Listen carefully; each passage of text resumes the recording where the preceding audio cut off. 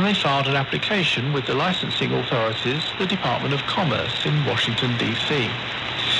The initial facility for the new Tampa radio broadcasting station was installed in the Florida Citrus Exchange building on the southeast corner of the Zack and Tampa Streets intersection. That same building was subsequently used by Mast Brothers as a shopping centre, though these days it's a commercially operated ground-level parking lot. In early 1922, radio equipment was installed in two small rooms on the 6th floor of the 8th floor Citrus Exchange building. One room as the simple studio with a microphone hanging on the wall, and another room for the transmitter. Two towers supporting the antenna system were installed on the roof of the building. The Tampa Times recruited two experienced radio personnel to operate the new station, W.R. McDonald and G.C. Warner.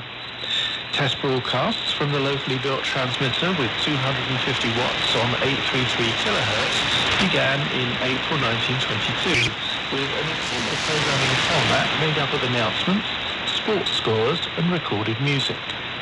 The acknowledged date for the official opening of the new radio broadcasting station, WDAE, in Tampa, Florida, was Monday, May the 15th, 1922. The programming, which began at 7 p.m.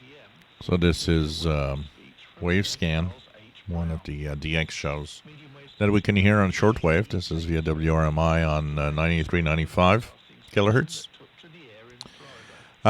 And you could see these little spurs. I was talking about the spurs that I've got for the past few weeks. Look at all these spurs showing up everywhere and random. And sometimes on the frequency, sometimes outside. A lot of them kind of following a line of frequency, so when it's on the frequency I'm listening to, it's kind of a little complicated. It's really driving me crazy. And this is you know, when I say the biggest problem of our radio listening hobby is noise, nothing more, it's the case. The more we get these spurs and we get these annoying noises and, you know, all sorts of interference around, the less people will be interested in the hobby, and that will happen much more because of noise. And, you know, I say it often, and I'm pretty sure there must be quite a lot of people that stop their hobby because of the noise floor. Not just in listening to the shortwave bands, but also in the amateur radio bands. So 93.95 kilohertz.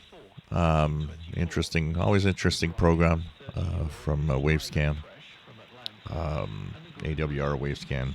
You can also download the MP3 episodes on the AWR Wavescan page. However, their wedding was not conducted on radio, but rather in a traditional location. But then 10 days later, on Sunday, December the 14th, 1924, the first bride's 23-year-old younger sister, Miss Gertrude Fresh, also of Atlanta, married 22-year-old Samuel Jacobs, also of Tampa, the son of the groom who was married 10 days earlier. And this second wedding was conducted in the studios of the now 2-year-old radio station, WDAE, in Tampa, Florida. In advance of the radio wedding, the young couple sent out more than 400 invitations to family, relatives and friends, inviting them all to hear the wedding broadcast live over radio station WDAE at 8:30 p.m. on Sunday, December the 14th, 1924. The ceremony was conducted by the Rabbi Adolf